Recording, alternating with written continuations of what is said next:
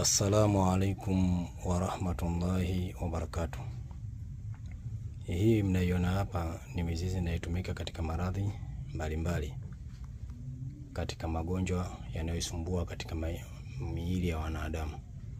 Leo nitawaelekezeni kwa dawa hii. Inatumika katika maradhi ambayo tata sana kwenye maisha ya wanadamu, maradhi ya kuuma mifupa na kubabua ngozi.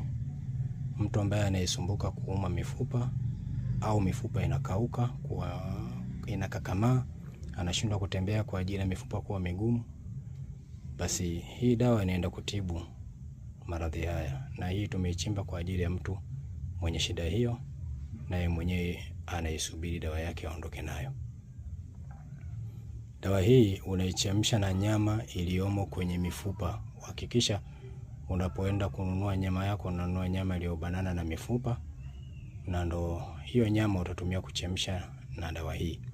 Maji yake utatumia kunywa, nyama yake utatumia kula, na ile mifupa utaifyonza kwa ajili ya kutengeneza maji na ute uliomo katika mifupa, na kwenda kuondoa swala la mifupa kuuma na kuwa mikavu kwa dawa hii. Shifau al-mujarrabu.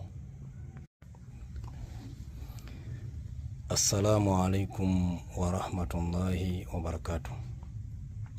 Hii mnaiona hapa ni mizizi inayotumika katika maradhi mbalimbali, katika magonjwa yanayosumbua katika miili ya wanadamu.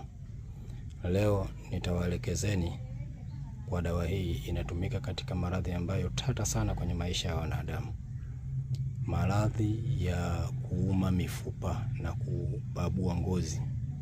Mtu ambaye anayesumbuka kuuma mifupa au mifupa inakauka, inakakamaa, anashindwa kutembea kwa ajili ya mifupa kuwa migumu, basi hii dawa inaenda kutibu maradhi haya. Na hii tumeichimba kwa ajili ya mtu mwenye shida hiyo, naye mwenyewe anaisubiri dawa yake aondoke nayo.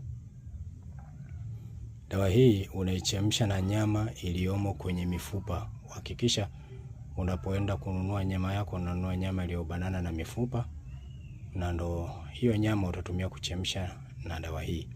Maji yake utatumia kunywa, nyama yake utatumia kula, na ile mifupa utaifyonza kwa ajili ya kutengeneza maji na ute uliomo katika mifupa, na kwenda kuondoa swala la mifupa kuuma na kuwa mikavu kwa dawa hii.